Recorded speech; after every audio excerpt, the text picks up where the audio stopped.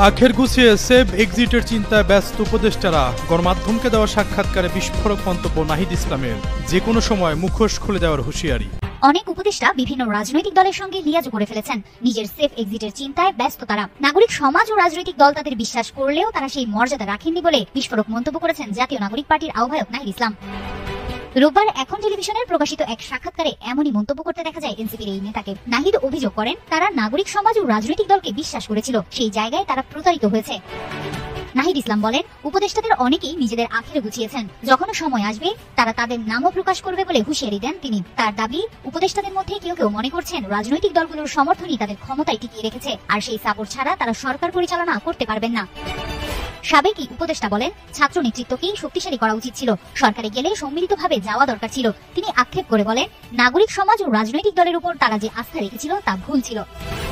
ছাত্র নেতাদের উপদেষ্টার আসনে বসানো সিদ্ধান্তটি ভুল ছিল কিনা এমন প্রশ্নে নাহিদ বলেন, ছাত্রদের উপস্থিতি না থাকলে এই সরকার 3 মাসও টিকত না। তার দাবি, প্রথম 6 মাস সরকারকে উৎখাত বা প্রতি বিপ্লবের নানা চেষ্টা চলমান ছিল, এখনো সেই তৎপরতা মাঝে মাঝেই দেখা যায়।